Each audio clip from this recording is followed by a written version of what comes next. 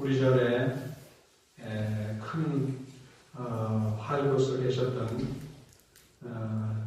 서강고사님, 강영고사님께서 열반을 드셨습니다. 지금 오늘 초제를 맞이했는데 큰 강경 큰아드니까 시간이 없어서 먼저 일단 잔을 한 잔 올리고 그렇게 가시는 걸로 했고요. 그렇다고 해서 법회 순서를 바꿀 수는 없기 때문에 먼저 법문하고 나서 하겠습니다. 제가 지금 올리는 이 법문 가운데는 돌아가신 분을 위해서 올리는 법문이 있기 때문에 그래서 법문을 미리 하고서 그리고 이따가 시식을 하겠습니다. 오늘 여러분들 가지고 계신 법의 주제라고 그러냐면은 가만히 있어보자. 몇 페이지냐? 13페이지가 있습니다. 13페이지에 보면은 크신 사랑 관세음께 귀하여 원하오니 무명본 계족도를 어서 빨리 얻어오고 크신 사랑 관세음께 귀하여 원하오니 고뇌 너희 원적산에 어서 빨리 올라지다.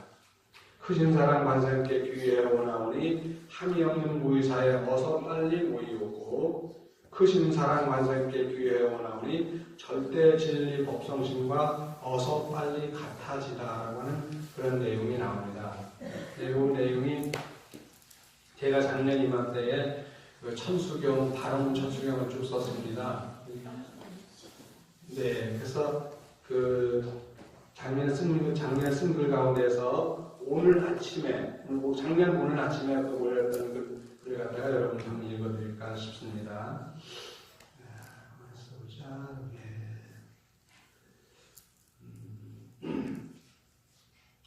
제9원이라고 해가지고 이제 여기는 마지막 녹줄만 되어 있습니다. 크신 사랑 관세음께 귀하여 오나오니 함이 없는 무의사에 어서 빨리 모이었고 크신 사랑 관세음께 귀하여 오나오니 절대 진리 법성심과 어서 빨리 같아지다라고 하는 요 대목에 대한 부분만 오늘 같이 지난번 작년에 쓴 거 가지고 같이 한번 이렇게 말씀드리겠습니다. 발언문이기 때문에 이 천수경을 147회에 걸쳐가지고 발언문을 썼습니다. 그래서 여기 우리 김경숙 고사님도 저기 멀리서 부산서 오셨지만 김숙경 고사님 멀리 오셨지만 우리 고사님도 아마 작년에 읽으셨을 거예요. 그런데 페이스북을 하시거나 이런 분은 제 글을 많이 읽으셨습니다. 사랑이 충만하신 관세음 보살이시여 원력으로 다져진 관세음 보살이시여 지혜가 뛰어나신 관세음 보살이시여 저희는 명확하게 알고 있나이다. 계율다리가 건강할 때 부처님께서 닦으신 그 경로를 걸어 원적선에 오를 수 있을 것이옵니다. 앞에가 계족도가 있고 그 다음에 원적선이 있었죠. 그것 때문에 한 말입니다. 관세음 보살이시여 원적을 걸어 죽음이라 부르나이다. 이는 고승들의 죽음을 원적이라 부르면서 원적의 의미가 쏠림 현상으로 가는 것이나이다. 갓 죽음을 시원적이라 하오니 이 또한 의미의 쏠림 현상이나이다. 원적과 열반을 같은 수로 쓰이나이다. 부처님의 죽음을 대열반이라 하고 고승들의 죽음도 열반이라 하오니 열반이 아닌 것은 아니오나 문제가 작은 것이 결코 아니나이다. 크신 사랑 관세음 보살이시여 건강한 계율다리로 갈 곳이 죽음이나이까. 죽음의 산에 오르기 위해 계율을 지켜야 한다면 뭔가 문제가 크나이다. 잘 죽기 위해서 계율을 지키기보다는 사교를 바르고 행복하게 이끌어가기 위해서 계율을 지켜야 하지 않겠나이까. 우리 보통은 계율 우리가 더 쌓는 것도 잘 죽기 위해서라고 하지만 사실 의미 없는 겁니다. 솔직한 얘기입니다. 잘 죽기 위해서 착하게 사는 게 아니라 내가 살아있는 동안 우리 사회가 바르게 달라져야 되는 거지. 내가 죽기 위해서라면 큰 의미가 없는 거예요. 죽을 때는 어떻게 죽든 솔직히 큰 의미가 없습니다. 그런데 살아있는 동안 어떻게 우리가 참되고 바르게 살 것인가. 그게 계율이 필요한 이유입니다. 그런데 우리는 나중에 잘 죽기 위해서 죽을 때 정말 멋지게 죽기 위해서 계율시킨다 그런 그 얘기를 하는데 그건 스님들이 그런 얘기 하는데 잘못된 말이죠. 저는 그렇게 생각합니다. 죽을 때 아무리 잘 죽으면 뭐예요? 살았을 때 개망하는 사람은 의미가 없는 거잖아. 그런데 살았을 때 정말 착하게 살았는데 죽을 때 고통스럽게 죽는다 하면은 그건 그래도 우리가 이해를 합니다. 그다음에 계율이라고 하는 것은 그런 쏠림 현상으로 해가지고 우리가 이해하면 안 된다는 얘기입니다. 그래서 크신 사랑 관세음보살이시여 건강한 계율다리로 갈 곳이 꼭 죽음만 있으면 돼요. 어떻게 합니까? 죽음만 계율다리로 걸어갈 겁니까? 계율다리는 계율의 발을 지녔다고 하면 우리는 그 발을 왼발 오른발을 걸어서 우리가 참되게 살아가야 되는 그런 쪽을 걸어가야 되지 무슨 저기 죽음한테 갈 곳 그것밖에 없나는 이거죠. 원적을 산에 오르기 위해서 계율을 지켜야 한다면 뭔가 문제가 크옵나이다. 잘 죽기 위해서 계율을 지키기보다는 사회를 바르고 행복하게 이끌어가기 위해서 계율을 지켜야 하지 않겠나이까? 작년에 쓴 발언문입니다. 이게 총 발언문으로 되어 있습니다. 비록 계족도가 아니라 하더라도 경전에 따라서 경전은 계정도로 된 데도 있고 계족도도 있고 그래요. 근데 저는 처음에 절에 들어와가지고 그 법요집에는 계족도로 돼가지고 지금은 계족도로다가 있습니다. 근데 경전은 계정도로 되어 있죠. 경전에 따라 계정도로 풀더라도 계율과 선정의 길을 닦음이 단지 죽음 외에 원적산이니까 죽음 외에 오르기 위함이라면 부처님께서 설하신 원적의 뜻은 아니나이다.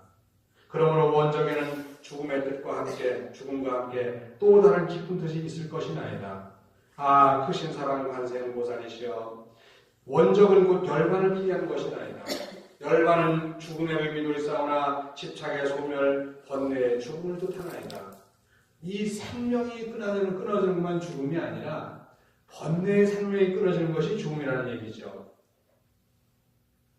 그 다음에 집착의 소멸이 끊어지는 것도 집착의 소멸하는 것도 결국은 원적을 열반을 죽음을 의미하는 거죠. 사랑 깊으신 관세음보살이시여 사람의 목숨이 끝나는 게 열반이기도 하지만 마음에서 고의 원인인 집착이 끊어지고 온갖 망상의 사라짐이 열반이나이다. 크신 사랑 관세음보살이시여 번뇌가 사라진 세계는 고요이 없고 고요의 순환이 원이나이다. 순환이가 둥글 원자 쓰고 그 다음에 그냥 그 순환이 원이라다는 건 순환 자체가 둥글다는 뜻입니다. 순환이라는 게 뭐죠? 계속 이렇게 돌아가는 거예요. 돌아가는 거. 시계처럼 계속 돌아가는 거죠. 따라서 원적이란 고요의 세계가 끊임없이 순환하며 일컫는 것이나이다. 앞서 프랙탈의 세계를 앞에 그러니까 1년 전 어제 글에 프랙탈의 원리를 설명을 했습니다. 프랙탈의 구조라고 하는 것이 뭐냐면 아주 작은 나무 이파리 하나에도 그 나무 전체에 얼개가 들어있습니다. 작은 먼지, 정말 눈에 보이는 작은 먼지 하나에도 지구 전체에 얼개가 들어있습니다. 굉장히 중요한 얘기입니다. 세포 하나에도 정말 세포가 얼마나 작아요. 우리 인간이 가지고 있는 세포가 약 100조개의 세포라고 합니다. 말이 100조개라고 하시면 100조개는 전 세계 인구의 15,000배나 되는 숫자입니다. 전 세계 인구의 15,000배나 되는 100조개의 세포를 우리는 가지고 있는데 그 100조개의 세포 한 세포 하나하나마다 그 전체 사람, 그 사람 한 사람마다의 모든 얼개가 그 속에 다 들어있어요. 그러니까 우리가 그 작은 세포는 무시할 수가 없는 거예요. 우리 지금 여기 해관거사님도 계시면 해관거사님 건강이 좀 많이 안 좋으신데 제가 알고 있기로는 적어도 물리학의 생물학적 입장에서 본다면 아니 의학적 입장에서 본다면 세포 하나만 우리가 거기서 제대로 바꿔줄 수 있으면 건강이 바로 나을 수도 있습니다. 근데 우리는 그걸 할 수가 없는 거예요. 아직까지 그 기술이 우리는 도입이 되지 않은 거예요. 그런데 세포 하나만 바꿔주면 그 100쪽의 세포 중에서 세포라는 게 얼마나 작으냐면요. 우리가 아무리 현미경을 가지고 우리들이 일반 현미경을 가지고 보더라도 안 보입니다. 그래 작은 것인데 그 세포 하나만 바꿔주면 건강 회복합니다. 정말입니다. 우리 해관거사님 이렇게 건강하실 때 지금 힘들지만 정말 그게 어떻게든 우리 나라에 도움이 돼가지고 그게 정말 그 활성화돼서 우리 거사님 건강했으면 참 좋겠어요. 우리 거사님 건강을 위해서 박수 한번 쳐드리겠습니다.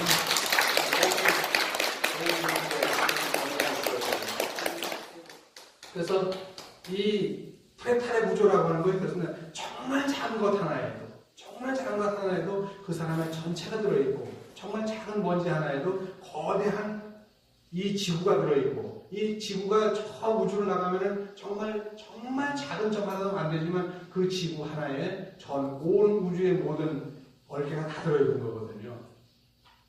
그래서 여기서 얘기합니다. 앞서 프레탈의 세계를 말씀드렸듯이 끊임없이 번져가는 프레탈 세계가 다름 아닌 서클의 세계며 조화의 세계며 돌고 도는 순환 세계이나이다. 이 프레탈의 구조를 우리가 제대로 이해한다면 불교 전체를 동시에 이해할 수 있습니다.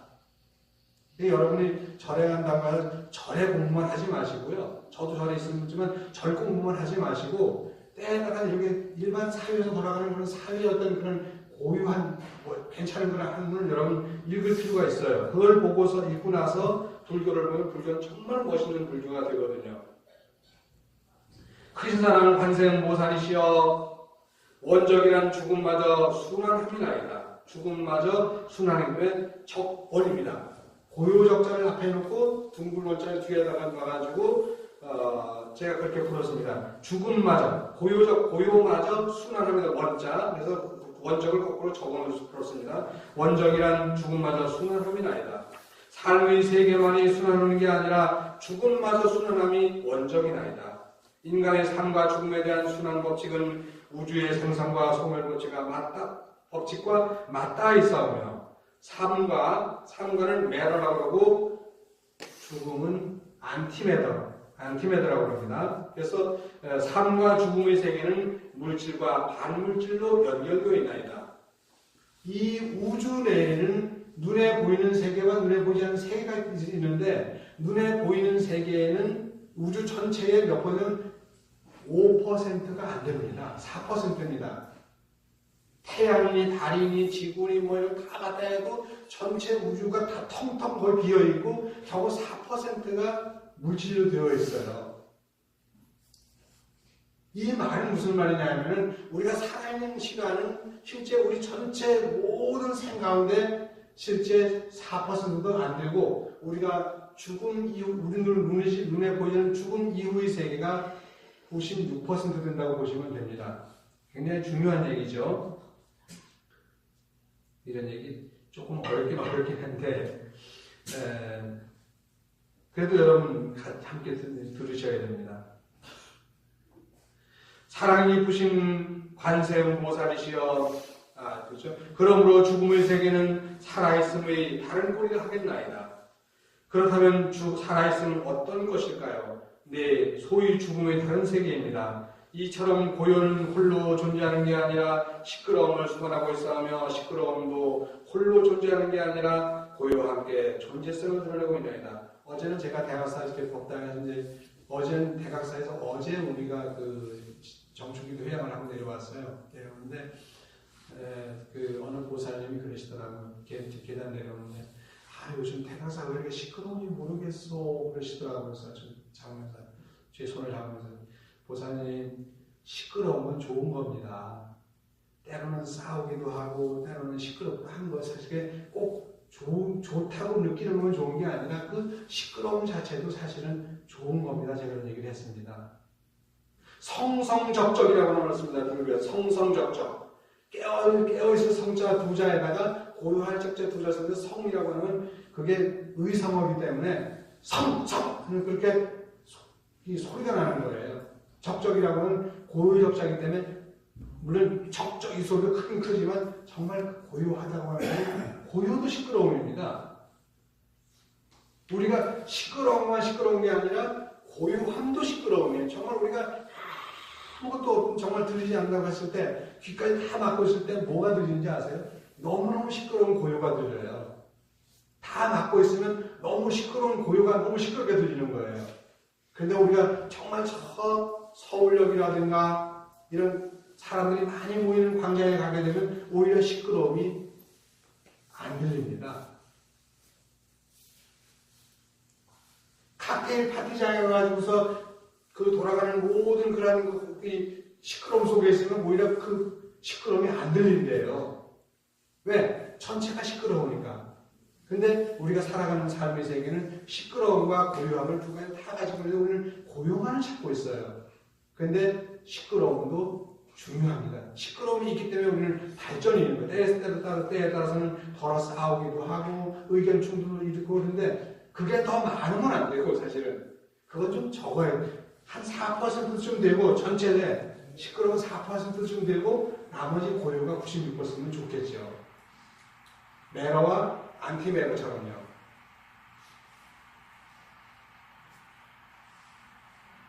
조화로운 죽음의 산에 오르려면 그냥 죽음의 상태로는 불가하나이다. 생각에 초롱초롱 깨어있을 때 조화로운 죽음이 가능한 것이 아니다.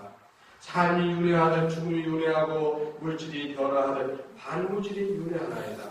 우리 그 강정문 거사님께서도 이와 같은 삶을 사시다가 이와 같이 그 길을 지금 가고 계시는 거예요. 극락세까지 가는 길은 간단한 길이 아니기 때문에 한참 걸어가셔야 됩니다.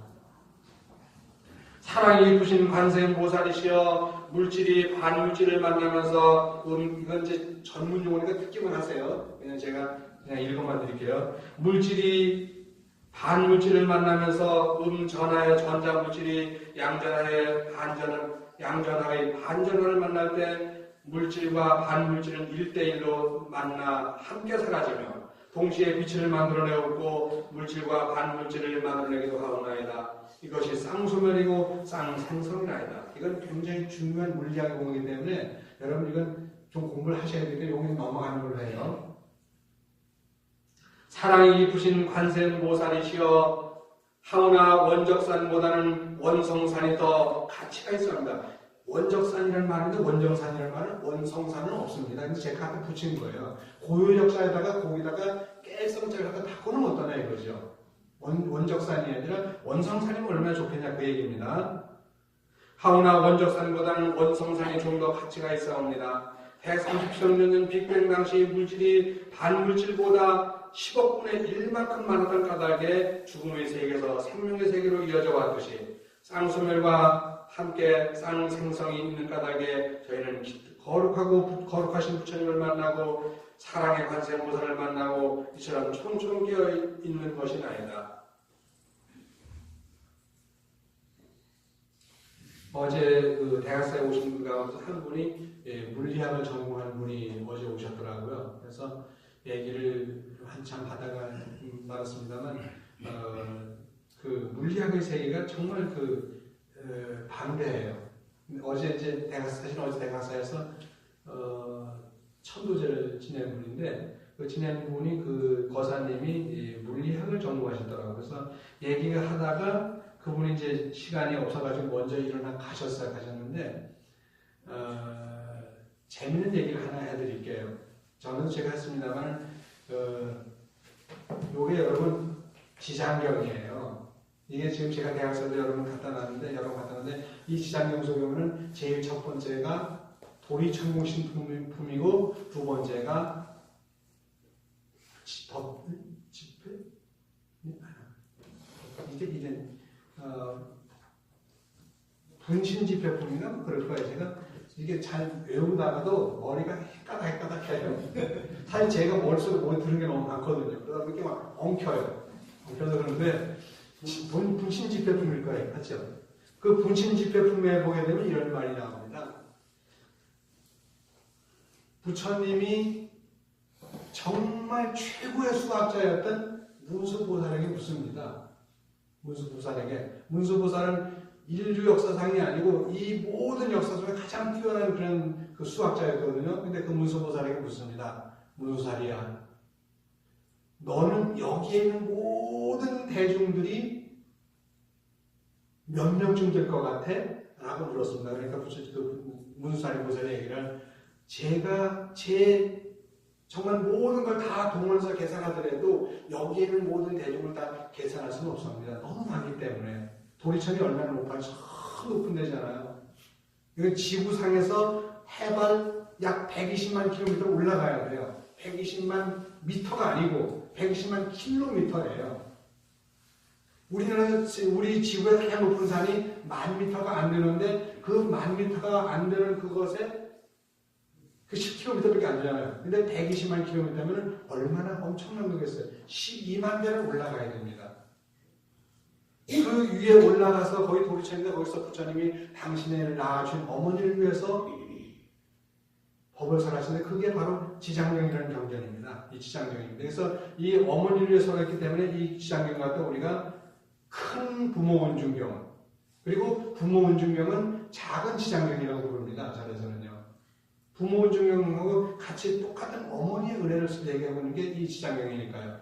근데 거기서 제가 아무리 해야도 모른다라고 하는데 그때 그분이 뭐냐면 부처님 뭐냐면 여기는 모든 지장보살들이 이 사람들이 다 누구냐? 바로 지장보살의 분신이라는 거예요. 저분도 그때 지장보살이 있는데 저분의 분신이라는 거예요. 그 말은 뭐냐면 여기 지금 모여서 이렇게 함께 모여서 같이 우리 법문 듣고 하는 분들이 다 누구냐? 부처님의 분신입니다. 여러분들이요.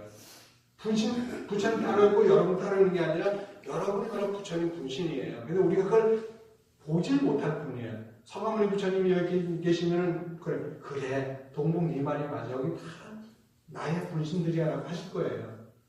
근데 더 재밌는 건 뭐냐면 그 분신들이 가지고 있는 그 질량이 원본하고 똑같다는 겁니다. 그러면 이를테면 이런 작은 그릇에다가 이렇게 작은 그릇에다가 물을 담아놔요. 물을 담으면 물에 뭐가 와서 비치니까 달이 비춥니다. 달이 비추는데 그 하늘에 뜬 달하고 이 작은 그릇에 담긴 달하고 질량이 같으냐 다르냐면 우리는 다 다르다고 그럽니다. 저건 어마어마하게 크고 그릇 속에 있는 달은 질량이 없다고 봅니다. 그런데 부처님께서 무슨 얘기를 하시냐면요. 이거 지장면 그래서 우리 자녀가 되는 그거예요. 부처님께서는 물리학 용어는 아니지만은 그 둘은 같다고 하셨습니다.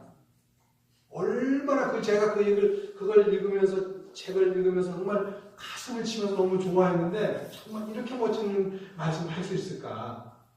어떻게 2600년 전에 부처님이 그것도 저 도리천에 올라가 법문하시면서 본달과 물에 비친 달의 그 질량이 똑같다고 어떻게 하실 수 있을까? 요즘 양자 물리학에서도 도저히 상상도 못하는 그런 말씀을 부처님 하신 거예요. 이때 우리가 부처님 위해서 박수 한번 안 쳐드려야 돼요? 이렇게 멋진 우리 부처님을 우리 스승으로 모시고 있습니다. 근데 이거를 지금 우리는 겨우겨우 현대 물리학에서도 조금 더 앞서 나간 양자 퀀텀, 양자 물리학이 이걸 지금 밝혀내고 있습니다.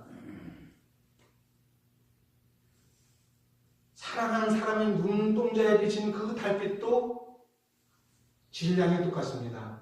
사랑하는 사람의 앞엔 잔 따라준 거야. 한 잔, 당신 한 잔 마셔보고 따라준 그 잔에 와서 비친 그 달도 저 하늘에 뜬 달과 무게가 똑같습니다. 크기가 똑같습니다. 그게 바로 부처님의 말씀이에요. 바로 이런 얘기가 이 속에는 들어있는 겁니다. 그래서 우리가 쌍생멸과 쌍소멸이라고 하는 아주 굉장히 중요한 그 얘기를 했습니다. 쌍생멸과 쌍소멸이라고 하는 그러한 모든 법칙들이 바로 이 부처님이 그 한 말씀, 분신집회의 한 말씀에 다 들어있습니다.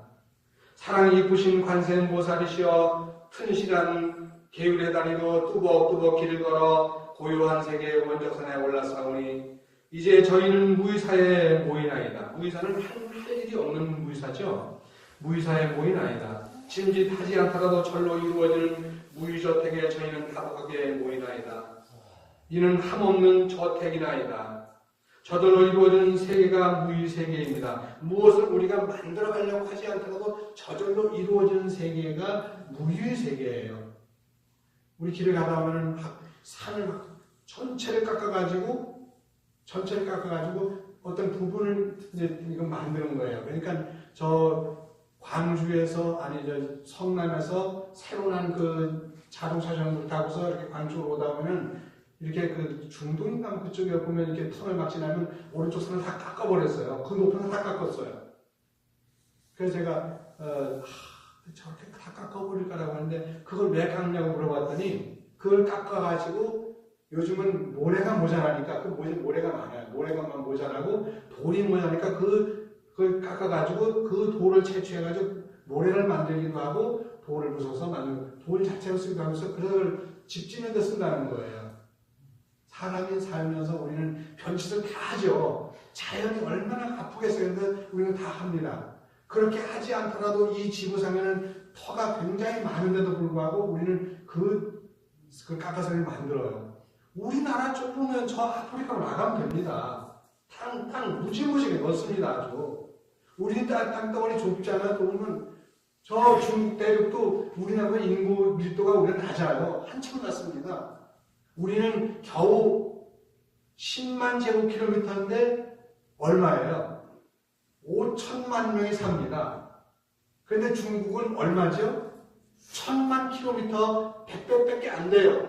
그런데 겨우 몇 억 살아요? 15억 삽니다. 그러니까 우리나라 전체 인구의 30배 정도 살아간다고 한다면 인구 밀도가 얼마 정도예요?